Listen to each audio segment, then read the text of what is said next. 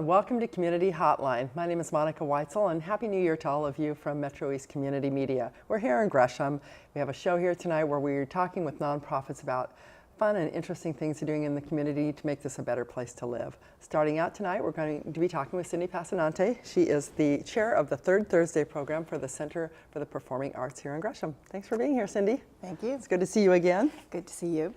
Now, if you could, tell the viewers a little bit about the Center for the Performing Arts. It's been here for a couple of years now. It's become a real fixture in the community. Yes. And maybe you could tell us a little bit about the history and how that even came about. Well, I can give you a little bit. Okay. That's all I need. That's all I need. Good as some of our other members, but Center for the Arts is a foundation. It was originally founded when they were talking about putting in the plaza. The Center for the Arts Plaza that's there. It was part of the whole fundraising to put that together with envisioning a performing arts center building. Right. With the change in the economy and the change in funding efforts and so forth, it's kind of evolved. And today, the Center for the Arts Foundation is an organization that has just rewritten our vision statement.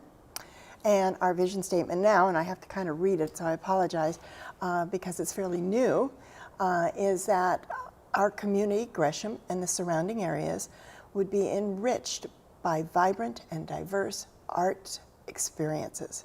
So we're really interested in bringing different experiences to the community and helping those artists and those programs have an avenue to kind of get the resources they're looking for. We created a mission statement. So the mission of the Center for the Arts Foundation is to promote, facilitate, and advocate for the arts in Gresham and the surrounding areas. We do this by cultivating financial and other necessary resources to support the arts.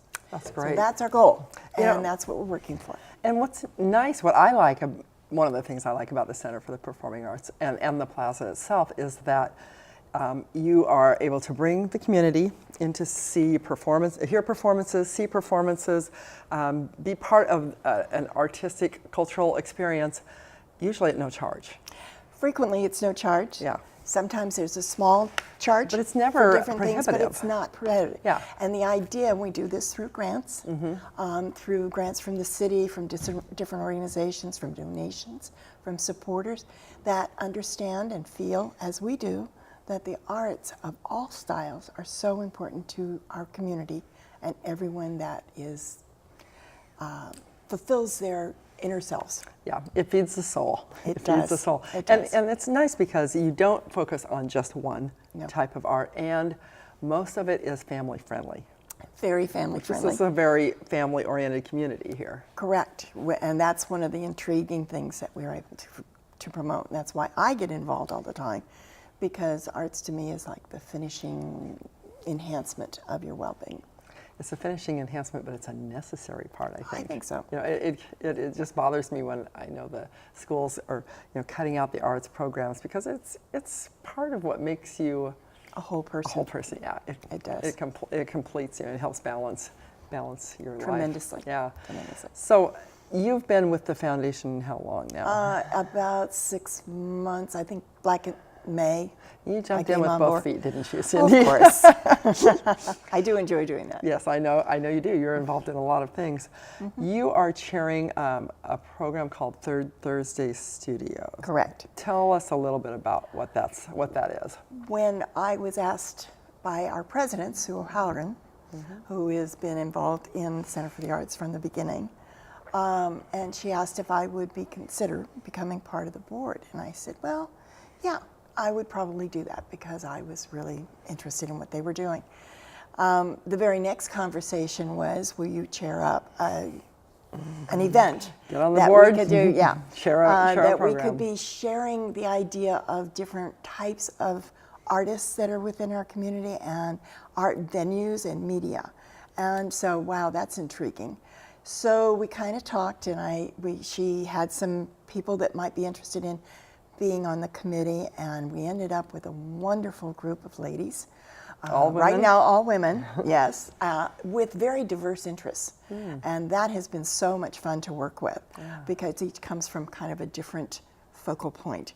And we came up with Third Thursday Studios because during the summer, you have your Third Thursdays downtown with the art and so forth. Right. And we wanted to kind of piggyback on that and keep people that were used to coming downtown to share the dinners and the restaurants and see the artists that are there, continue that during the winter in a warmer environment. It's a third Thursday And date a night. Thursday, Or yes, it's a wonderful night to come out and do something different. Yeah. So the right now, the Gresham Historical Museum, right there on 4th and Main, is where we have contracted with them to do our third Thursday evenings.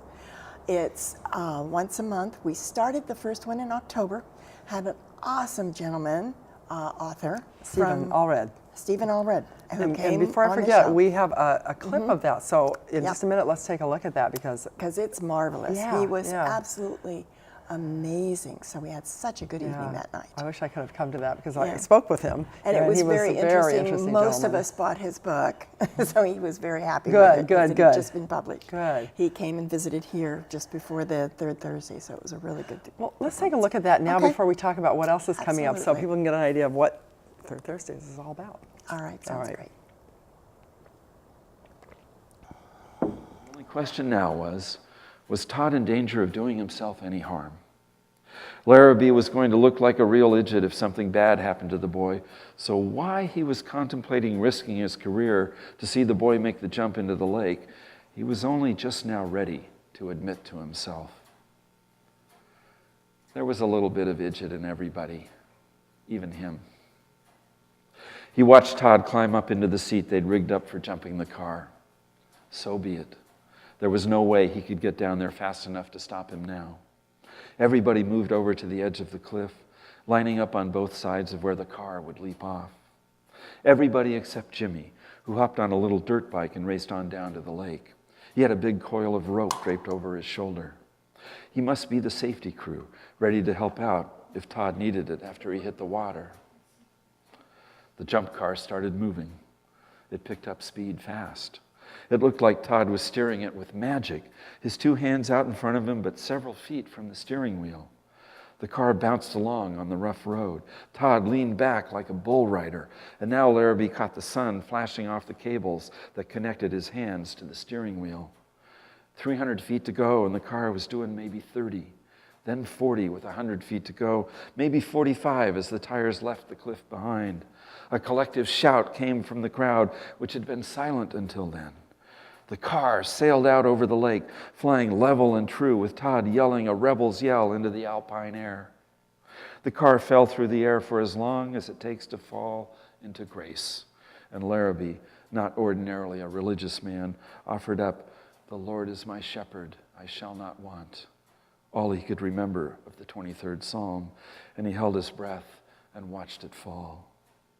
The car pancaked, sending a great sheet of water blasting straight up that hid Todd as if behind a curtain. Cheers from the crowd on the cliff. The curtain of water fell back to the surface of the lake, and there was Todd, flat on his butt, with the lawn chair collapsed beneath him. The car sank fast, there being so little air trapped in it to keep it afloat. Todd stayed still until the water reached his chest, and then he slapped the lake with his arms and started swimming. "We did it, bro," Jimmy yelled, and he wrapped his arms around Todd and lifted him clean off the ground, swinging him in a high arc before he set him back down again.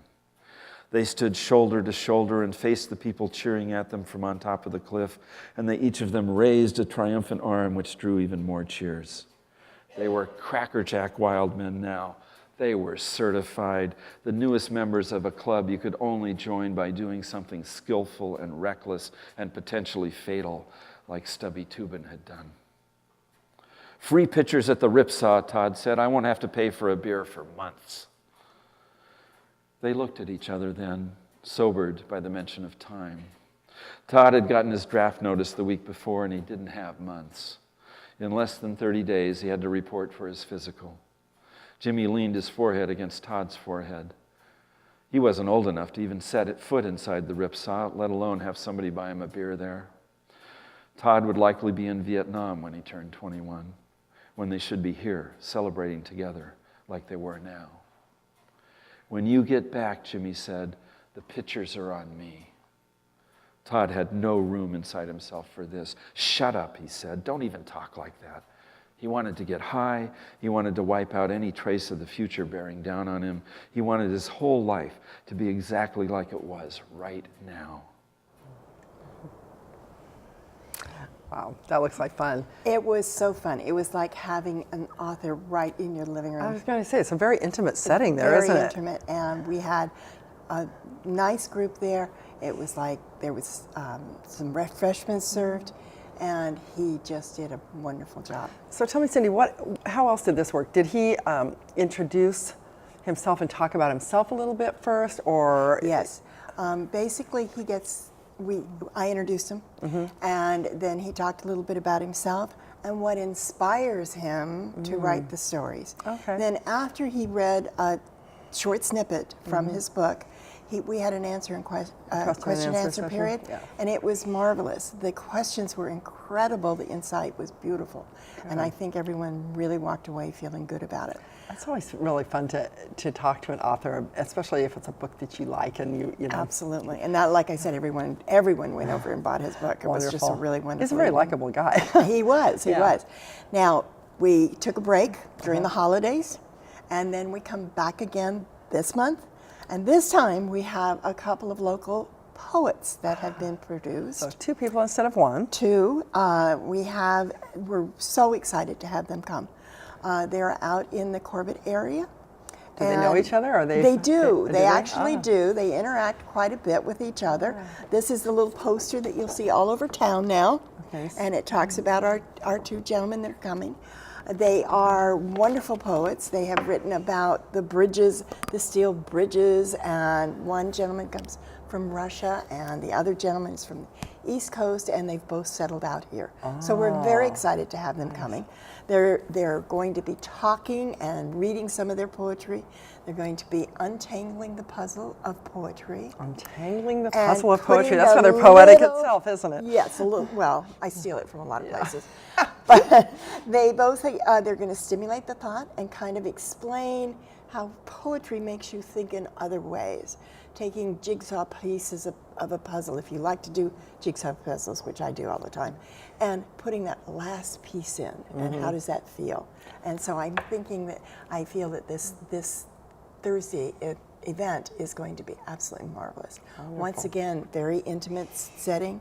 The museum itself is absolutely spectacular. Everyone loves to come and see the new things they have. Right, sure. And then it's set up kind of like a little living room where you get to interact really personally with the artists. And so that's very exciting. How will this work with 2 of them? Will one of them come up and We're do their not thing and then the other? 100% sure. You kind of play it They as it kind goes? of want to be standing. They want to interact with the audience. They want to ask questions. If you've never quite understood poetry, this is a great chance to understand it a little better. And poetry does intimidate some people. It does. It does. I have a daughter that likes to write poetry, and I half the time have no idea what she's talking about. So I'm hoping that they're going to explain some of that. Yeah, some of and it's very share- easy, but some Yes, of it is so personal that you. Yeah, it It kind of could gives mean you a this, it different could feel. mean this, and I think that's part of the beauty of it, is that It people can is. interpret Let's it how make they it want. so interesting. Yeah. So I think it's going to be a fun evening. The nice thing is we start at 6:30. There's refreshments that are provided by Central Marketplace Market, and so they're I like that place. excellent. Yeah, And yeah. everyone just was so impressed. Good. Sue O'Halloran and her husband are providing some little wine to taste and things like that. And then we sit down, and the poets are there to kind of intermingle and get to know a little personally, talk and visit with us, like we did with Stephen. And then they sit down and they kind of present their view of the poetry world. And that's a I great think that's gonna be opportunity for fun. them too to get their work out there in front of Yes, somebody. So yes. it's kind of a win-win And they're both there. published, so they'll be bringing their books and have opportunities to get them signed and have a Nice, really wonderful evening. What are the names of the 2 poets that are coming? Okay, so Moldova is from Russia, and I'm not sure I'm pronouncing his name correctly. So, and then we have John Williams, Sibley Williams, and he is from Boston. Okay. They are both absolutely marvelous gentlemen. We visited several times. One of our members on our committee has personally been with them and watch them when they do their talks and their Yeah. readings. And it's just, I think, going to be so exciting that I'm thrilled to be there. Now, what is the date? The of this? date is Thursday, this coming week The from 16th. tomorrow, on the 16th. 16th, January 16th. Okay. It's at 6:30. We encourage you to come around 6:30 or about that time. We start the reading and the production will start, the presentations will start at 7 o'clock. Okay. And it's over at 8. So it's a 1 hour. Wonderful just way easy to- and, yeah. easy, Doesn't great to interrupt the go whole someplace instead of sitting at home all evening. Well, You go can have- still go yeah, have yeah, dinner and yeah. still have a nice evening out. So we don't say prices on this television show, but it's very- reasonably priced. reasonably and, priced. And tickets at the door, or do you get them ahead of time? You can buy them online. Okay. Our website has everything available. www.gcfta. yeah. .org. I'm sorry. I've typed it enough times, Yeah, yeah. I keep forgetting. It's the Gresham Center for the Arts acronym. Right. And so they're available online. Okay. You can buy them at the door. There are, if you read the posters and the flyers that are around, there are some selected locations that you can get discount coupons from. good, So you might want to check it out. Take a look at the poster. Don't forget that it's going to looks be all like over a town. it looks like a sunset, and that's pretty colors. And kind of warm colors, and we Yes. wanted to make it very special. And so we have a whole series going. Okay, so this will be the second in the This series. is the second in the series. It's a Okay. 5-part series. The February program will be February 20th. Okay. Again, we'll have some representatives here on our community hotline. To Okay, share what good, they're good, gonna do. good. And it's an ensemble group from the Portland Columbia Symphony that good. plays here at Mount Hood Community Good, College. good. They'll have an ensemble that will play, and playing some original music from an incredible young gentleman, Kenny Rogers, who goes to high school in Franklin. He's 17 years So old. he's a local boy. And he writes compositions for Nice. symphonies. Nice. I've heard several That's of them. impressive. And he is very, very good. Oh, that's exciting. The following month in March, we will be having a gentleman come up from Oregon City, where he's working right now, but he's an animator. And fun. he trained under Disney, worked with many of the Disney films, including the other film was Coraline. Coraline, And yeah. with the other studio and several of the Disney theme parks. And he's now working with some gaming company that does animation for gaming. All right. So it's kind of a different window of how Yeah. art works instead of being the painters and the The standard. standard view, but arts. you- This is kind of giving a little different twist I and like flavor. that. I like So that'll be very exciting. And we're ending the season in April. We're so excited to have Kurt Mauser coming back into Oh, town. good, good. Everybody knows who Kurt is. He's been here, and a Gresham young man that grew up here. He is going Stumptown? Stumptown Theaters. He's been a Stumptown director, a producer, an actor, a singer. He's pretty much done it all. And he's going to be talking about the ins and outs of the theater. Oh, that would be interesting. So I think That it's would going to be very Yeah, good. yeah, it'd be That will end this season. We'll come back next season. This is a 5-year series. Nice. So lots So of we'll good things to look watch forward for to. lots of things happening in September. Good. We're going to start in September and do a series of 6 next year. Wonderful. So we're very wonderful. excited. We're almost out of time, but before we Yes. are, tell us just real briefly, a couple of other things that you've done at the Center for the Performing Arts Plaza. Center for the Arts has a lot of programs going on. Not a lot, but a snippet. We do Music Mondays during the summer, which is really, really cool. They start this year in July. It's every Monday. Starts July 7th. And it's Is free it to the at public. lunchtime or in the evening It's now? in the evening. Okay. It runs from 6:30 until 8. Bring your picnic basket, Yeah. whatever It's you a like. fun place to sit outside It's in and the have- plaza. The music starts about 6:30, goes to 8. It's a great Monday night evening. Yeah. to And if you spend miss out. it, we always tape it. MetroEast Yes, tapes it's it. We always put it on been the air. taped, and the style of music changes Yes, vastly. very, Yeah. very a lot. And it's been fun because last year we took a survey of what kind of music people wanted to listen to. So we'll be bringing on the results of that and giving a lot broader kind of variety going. Good, So that'll be kind of good. fun. There's also this children's program that goes on. The Music-a-loo? Music-a-loo. Right. And that's under the Center for the Arts. program, and it's a children's type venue that comes on Saturdays. But I've heard some of that music, and some of it is just as fun for adults to listen to as it is for the kids. Absolutely, and it's great for grandparents. Yeah, Being yeah. a very It's a great thing to do. Yeah, for grandparents to take their kids to. Grandmother, that's where I bring my kids. And watch the kids dance. Yes, I love they it. love it. Yeah, they do. So those are some of the things that Good. we're involved in right now. We're also trying to be very supportive of other art groups in the community, Great. such as the symphony. Right. The dance studios, and the theater, Nuts and Bolts, the Readers Theater that comes Right. out. So we're in a supportive capacity. with them. Wonderful. Well, you're doing great work, and it's a very needed asset in this community. So Yeah, thank we're you. very so involved with the Jazz Festival too. Yeah, So the Jazz that's Festival, that's coming up too. And that'll be this summer, so that'll be kind of Great. exciting. Well, while we leave this segment, and thank you, Cindy, for being on, we do have a little bit of footage from the Music Monday, so let's leave on that note. Okay. But don't go away, stay with us, because we'll be right back with another organization from this area that's doing good work in the community.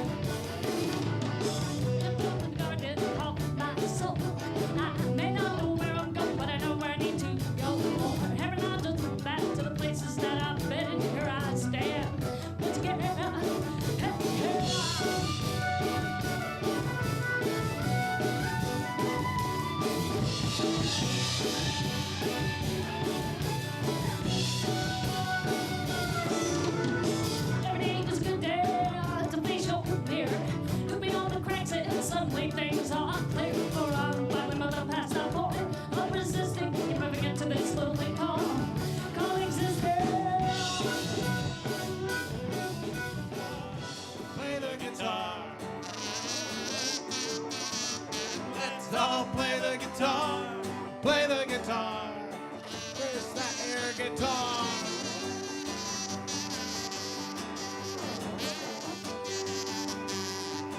There's a robot on my shoe beating a drum. A robot on my shoe is beating the drum. I got a robot on my shoe beating a drum. Robot on shoe beating drum. If you never heard a robot beating the drum, put your ear to my shoe.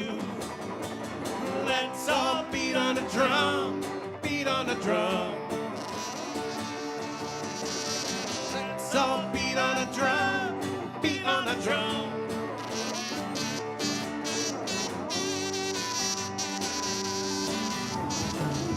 I could be so happy if I just quit being sad. I could be so funny if I just quit being a drag.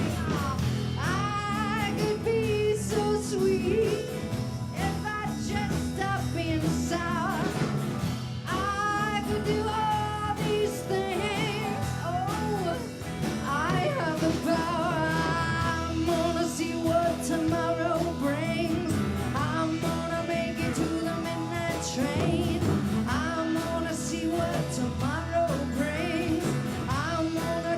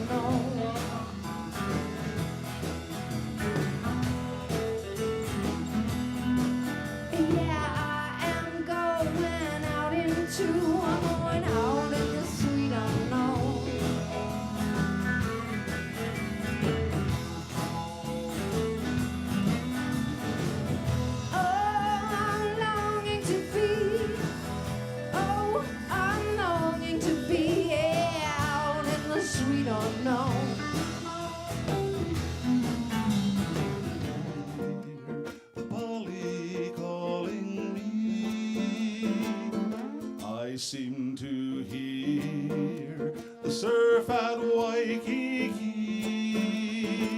and from Pacific Heights I seem to see the light of a city that is very dear to me. I seem to see the waving sugar cane, the cocoa palms all nodding in the rain. In fancy I am led back to dear